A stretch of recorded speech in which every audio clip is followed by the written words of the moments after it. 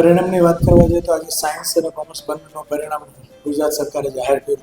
પરિણામ ગત વર્ષની સરખામણીએ ખૂબ જ સારું કહી શકાય. અને એવનગેટની વાત કરવા જઈએ તો આશાદીપ જે છેલ્લા 10 વર્ષથી જે ટોપ ઉપર રહી છે એ સિલસિલો આજે ચાલુ રહ્યો છે. અને સાયન્સ અને કોમર્સમાં લગભગ એવું કહી શકાય કે 500 જેટલા એવનગેટ બંને થઈને અત્યારે આપ્યા છે.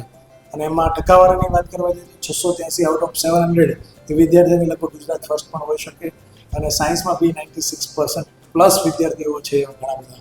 અને ગુજકેટમાં પણ 118.75 ઉપર છે. એટલે આ બધા જ વિદ્યાર્થીઓ ગુજરાત ટોપ 10 ની અંદર સંભાવના કહી શકે. પરિણામમાં આવું એક રીઝન છે કે ટીમ વર્ક સાથે કામ થાય છે.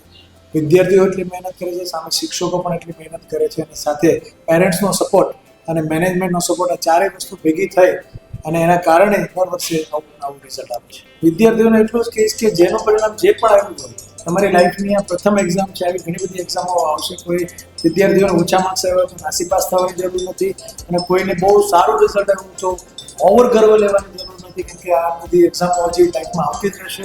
અને બધા તમે લાઈફના જે ગોલ છે એ સર કરતા રહો, તમારા સપના પૂરા કરો, તમારા ફેમિલીને ખૂબ આગળ વધારો, તમે પણ ખૂબ આગળ વધો. અમારી તમામ માહિતીથી અપડેટેડ રહેવા માટે જોડાયેલા રહો ત્રિશુલ ન્યૂઝ સાથે.